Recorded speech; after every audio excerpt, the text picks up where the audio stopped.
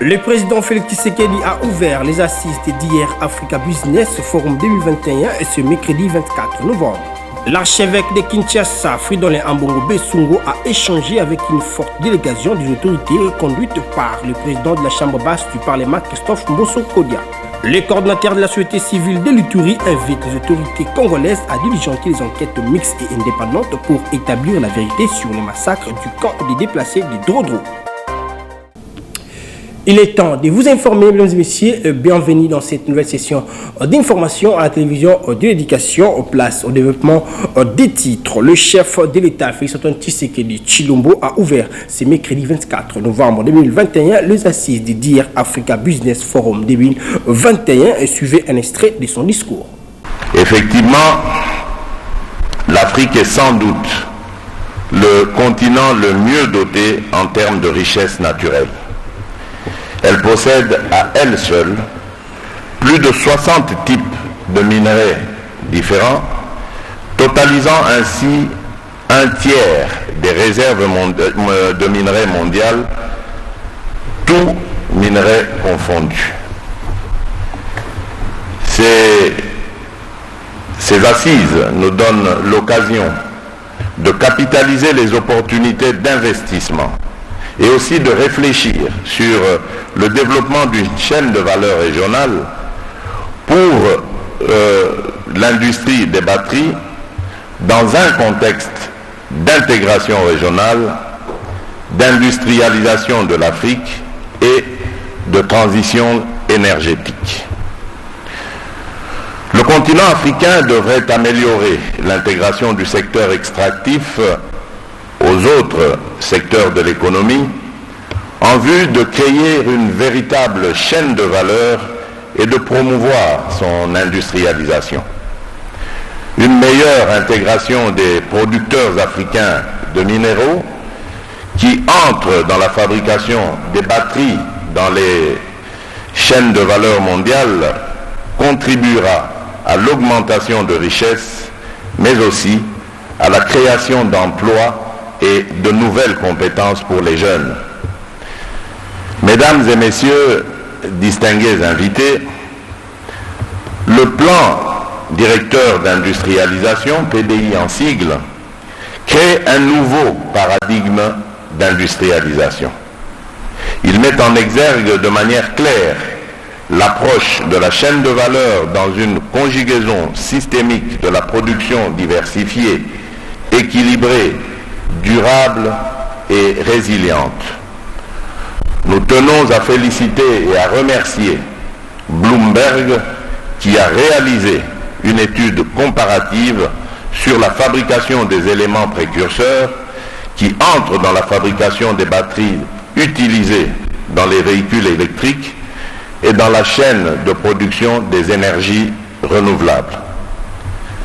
Cette étude confirme que la République démocratique du Congo est au centre de la production des batteries électriques et doit non seulement prendre le leadership de la production régionale, mais aussi et surtout concevoir le marché et nous permettre de résoudre la question de la pauvreté de nos populations. Ainsi dit, je vous souhaite de fructueux échanges et une participation active aux débats qui seront organisés dans les différents panels. Sur ce, je déclare ouverts les travaux de DRC Africa Business Forum. Que Dieu bénisse la République démocratique du Congo, que Dieu bénisse l'Afrique. Je vous remercie. À la question de savoir si la République démocratique du Congo va vraiment fabriquer les batteries électriques pour cette transition écologique, le chef de l'État en croit. Suivez. Croyez-moi, la détermination est là pour voir plus de participation de l'Afrique en général, mais de la République démocratique du Congo en particulier, dans le développement de la chaîne de valeur pour la production de batteries électriques. Nous en avons les atouts, je l'ai toujours dit. Nous sommes un pays béni qui, par ses atouts, peut apporter des réponses aux questions qui se posent actuellement dans dans l'économie mondiale. Et je compte vraiment faire saisir cette opportunité, non seulement à mon pays, mais également à mon continent. Hier, nous avons beaucoup échangé avec mon frère, le président Hakainde Hichilema, sur la nécessité de nous mettre ensemble. Et ici, on parle de 8 pays. Hier, nous parlions de nos 2 pays respectifs. La nécessité, disais-je, de nous mettre ensemble pour être plus forts. Vous vous souvenez, l'Union européenne, qui est aujourd'hui une force, a commencé par un traité de quelques pays sur le charbon. Tout à fait. Donc une ressource naturelle. Et à partir de là, ils ont développé tout ce que nous voyons aujourd'hui, qui a fait leur force. Et donc c'est cela, c'est à cela que je voudrais que nous en arrivions, nous, Africains. Parce que nous avons des réponses, comme je l'ai dit, aux questions qui se posent actuellement au monde, question du changement climatique, question des énergies propres. Et je pense que si nous y mettons du sérieux, parce que très souvent, nous, Africains, nous avions toujours eu des positions, j'allais dire plaintives, en pensant que le méchant blanc, le méchant occidental ou autre, ou chinois, ou que sais-je, ne veut pas qu'on se développe, ne veut pas que nous devenions plus riches, veut nous maintenir dans notre pauvreté. Je crois que tout cela, ce sont des clichés et c'est totalement faux comme raisonnement.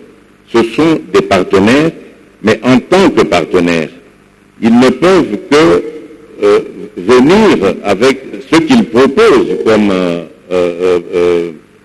j'allais dire, comme part à ce partenariat. Et c'est à nous de faire le reste. Au lieu de se plaindre, c'est à nous de nous positionner de telle sorte que ce partenariat soit gagnant-gagnant. Or, ce qui s'est toujours passé, ce n'est pas le cas. Et ce n'est pas à cause de ces puissants, de ces multinationales, c'est à cause de nous. Parce que nous n'avons pas une vision globale des intérêts de l'Afrique, de nos populations. Nous avons toujours une vision égoïste. Et c'est ça qui a toujours fait notre faiblesse. Et voilà pourquoi je vous disais tout à l'heure qu'en parlant avec mon homologue zambien hier, nous avons évoqué la nécessité de nous mettre ensemble, c'est-à-dire de mettre nos intérêts ensemble et de regarder à ces intérêts-là, à comment les fructifier, à comment les solidifier pour être des partenaires qui vont aller dans une coopération d'égal à égal avec ceux qui viendront. Donc, du côté de la ministre des Mines, Antoinette Samba Kalambayi, ces projets portés par ces forums vont constituer un pas des géants vers la valorisation des ressources afin d'en tirer une plus-value au bénéfice du peuple d'abord. Suivez. De toutes ces substances, le cobalt, aujourd'hui déclaré substance stratégique en République démocratique du Congo, place actuellement la RDC comme premier pays producteur au monde avec plus de 60% de réserves mondiales et une production annuelle estimée à environ 3000 tonnes. La recherche et l'exploitation minière constituent le socle du développement de la chaîne de valeur régionale autour de l'industrie des batteries électriques, d'un marché des véhicules électriques et des énergies propres.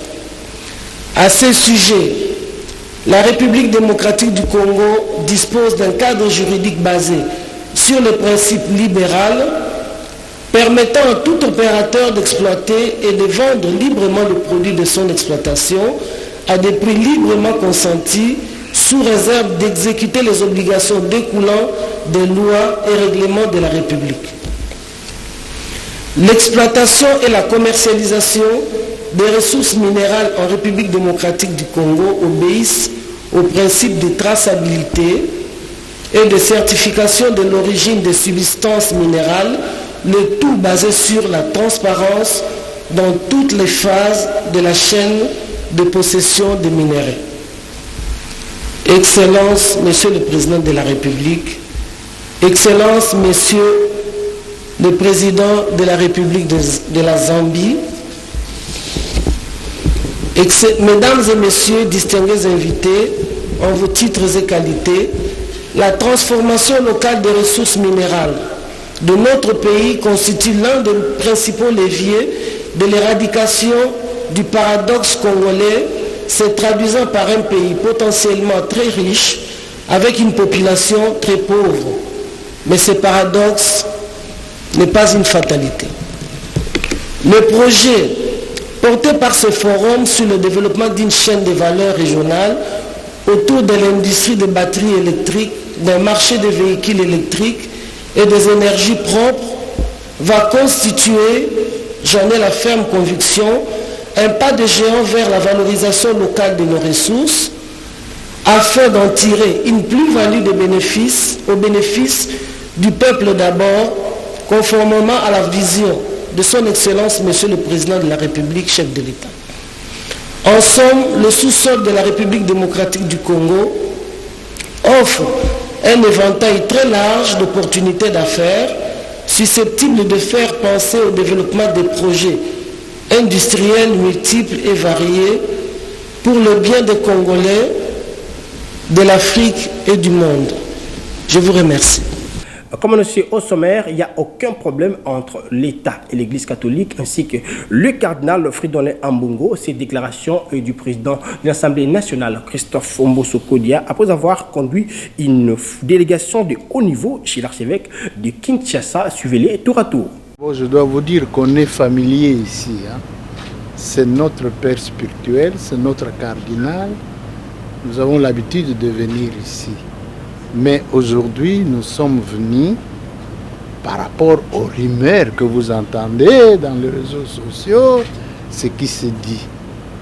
Et nous sommes venus échanger avec son éminence. Tout a été clarifié. Tout a été clarifié. Il y a des gens qui veulent profiter du nom de l'Église pour faire n'importe quoi au nom de l'Église. Le cardinal est là. Le cardinal est là.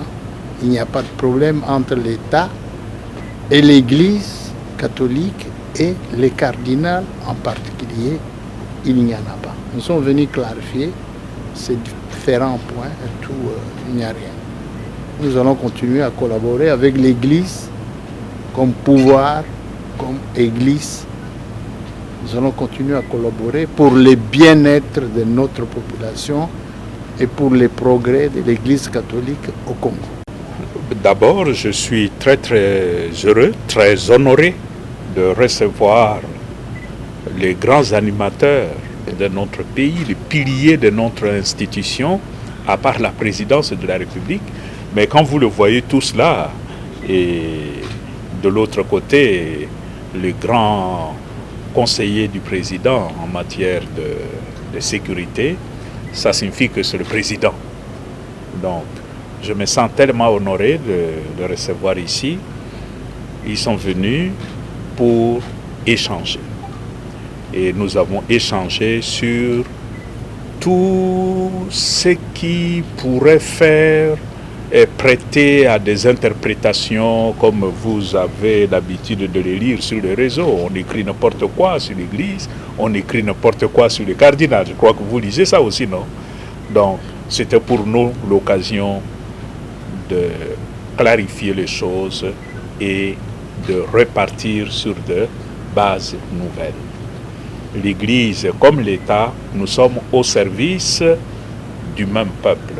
Nous avons intérêt à conjuguer nos efforts, à travailler main dans la main pour aller de l'avant afin que notre peuple puisse vivre digne. Et voilà, de façon ramassée, c'est un peu ça. Et nous espérons que, à partir de maintenant, nous repartons sur de bases nouvelles. Changeant en deux chapitres, la Commission défense et sécurité de l'Assemblée nationale réfléchit sur les différentes possibilités d'améliorer le budget des outils nationaux de défense et sécurité. Il s'agit de l'armée, police, DGM, ANER, DEMIAP et autres. Suivez. On a récemment réceptionné le budget au niveau de l'Assemblée nationale.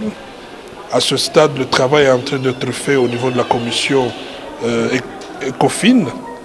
Et le travail qu'on vient de faire, c'est un exercice purement parlementaire. Nous, en tant que commission de défense et sécurité, nous avons nos partenaires, entre autres l'armée, la police, les services de renseignement, la direction générale des migrations. Et nous sommes en train d'échanger avec eux pour que nous puissions voir la possibilité, au niveau de l'ECOFIN, de faire un plaidoyer pour que le budget qui a été octroyé à ces différents services de défense et sécurité puisse être majoré et permettre ainsi à la République démocratique du Congo d'être en mesure d'affronter la situation que nous traversons actuellement et que tout le monde connaît, qui n'est pas une situation facile, mais qui nécessite absolument que ces services de défense et sécurité puissent avoir le moyen nécessaire afin de permettre de faire le travail comme il se doit. N'oubliez pas que nous sommes dans une situation pratiquement de guerre, avec l'état de siège dans les deux provinces du Nord Kivu et de l'Ituri, et c'est le moment d'être sûr que notre armée a le moyen qu'il faut, le matériel qu'il faut, et puis nous avons plus un regard sur l'homme qui est au front, le militaire du front. Il faudrait que le moral soit en acier pour que ces derniers puissent mener cette guerre comme il se doit et permettre d'avoir la paix dans cette partie de la République.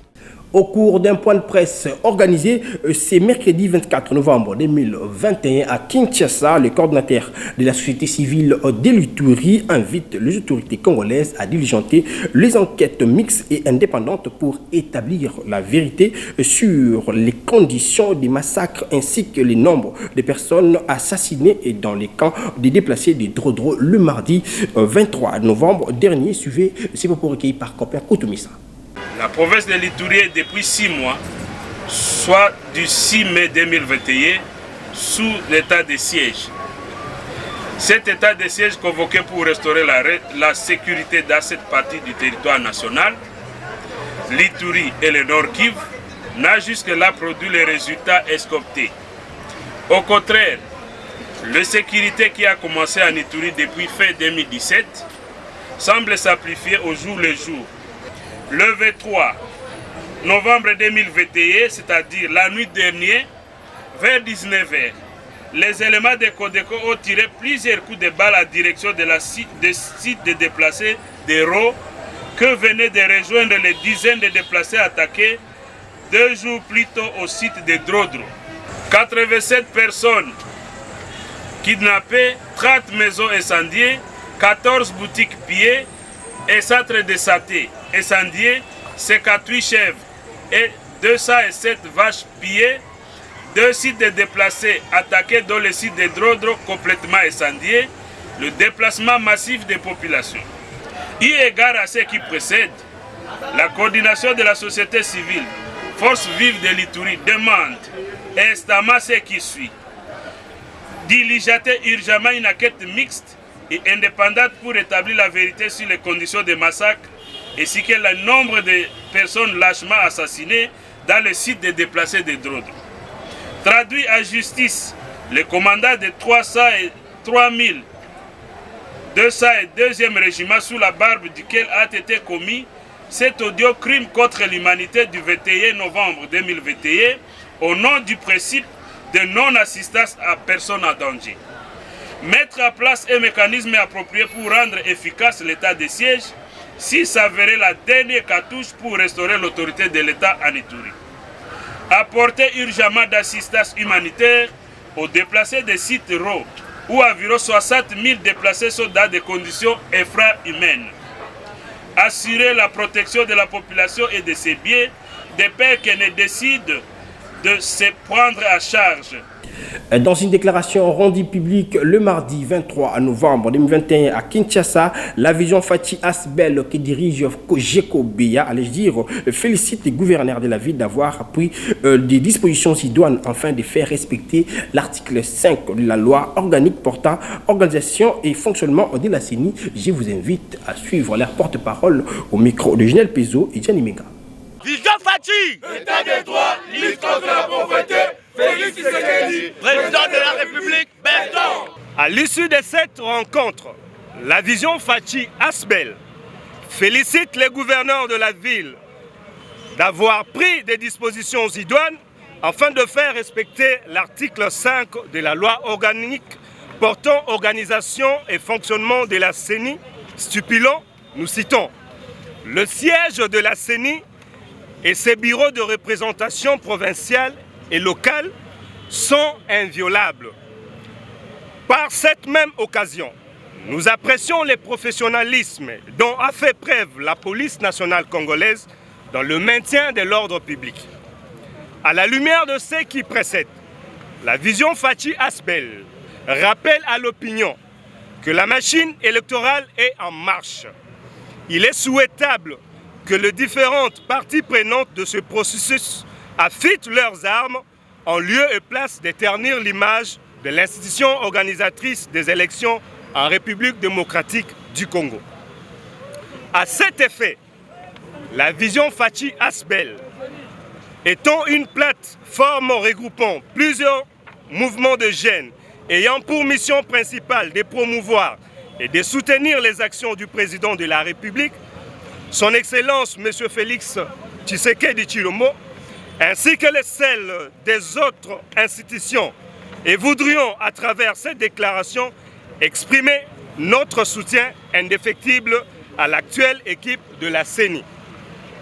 Cependant, la vision Fachi Asbel dénonce le mobile tribal qui justifie le rejet de la personne de M. Denis Kadima Kazadi, dont l'expérience en matière électorale n'est pas à démontrer, et rappelle une fois de plus à la mémoire collective que nous avons connu dans les cycles électoraux passés dans notre pays l'appartenance ethnique des animateurs de la CENI au président de la République honoraire, sans que cela ne constitue un motif qui entraverait le véridique électoral. La vision Asbel annonce l'organisation en date du samedi 27 novembre 2021 d'une grande marche de soutien aux institutions de la République et aux nouveaux animateurs de la CENI. En réaction à l'annonce de la construction d'un village moderne à Goma avec l'appui du Rwanda, Maître Mwana Kwete montre au créneau pour s'opposer à cette décision prise par le pays du Paul Kagame. Maître Mwana Kwete est au micro de Propin Koutoumissa. Nous avons la coopération. Il doit passer par la coopération. L'État ne peut pas venir être dans un État consul. Il doit passer par les structures connues. Nous avons les ministres des Affaires étrangères, nous avons les gouvernements, nous avons les présidents de la République, qui sont les institutions qui nous remplacent et qui peuvent faire passer par la coopération, envoyer les moyens. Et nous allons faire ce travail en ces lieux places. Il n'est pas là pour nous donner des leçons. Il doit se limiter à la coopération. Il ne peut pas venir construire chez nous. Mais il doit qu'envoyer les moyens qu'il a destinés ou qu'il a prévus pour que nous allons construire. Nous n'avons pas intérêt de bouffer son argent. Mais il est de bonne foi. Nous voulons que cet argent transite par les institutions habilitées, comme dans la diplomatie. Nous avons le ministre des Affaires étrangères, nous avons le ministre de la Coopération. Les Congolais doivent être contre parce que ça ne se fait pas, ça ne se fera jamais. Parce que nous ne sommes pas incompétents. Nous avons des ingénieurs, plus que même au Rwanda, qui peuvent construire plus meilleur, même l'argent qu'il va donner. Si lui peut prévoir 30 millions comme il a dit, le Congo peut ajouter même 60, même plus de 70, même 100 millions il peut donner. Ce n'est pas que l'argent qui nous manque, si c'est la bonne foi. Un frère nous offre, oui, qu'il vienne, qu'il lui donne, il dit bon, nous allons construire. Et dans 5 mois, les chefs de l'État vont déployer les ingénieurs, les maçons, les plombiers, à la minute. Ça peut même faire plus de maisons qu'il a préféré. C'est pourquoi nous demandons que nous, Congolais, nous disons merci à Kagame pour sa bonne volonté, mais il doit passer par les structures connues, par la diplomatie, par la coopération, pour que cet argent nous parvienne. Et nous allons faire plus que lui-même a demandé. Parlons société. Dans ce journal, le jeune de Limité se mobilise comme un seul homme pour accompagner l'opération Kinbopeto sur l'ensemble de la capitale. Ils ont donné les go des travaux sur l'avenue Mouchi dans la commune de Lingwala. Suivez ce reportage de Julia Kounoudi. Ces travaux, à en croire le jeune de la commune de Limité, s'inscrivent dans le cadre du programme d'action du gouverneur de la ville-province de Kinshasa, intitulé Kinbopeto. De prime abord, Ces jeunes de l'Imété l'ont démarré dans la commune de Lingwala, au niveau de l'avenue Mouchi. Dans le but de lutter contre la maladie de Messal, ils ont procédé au curage des ordures qui s'y trouvaient dans le caniveau.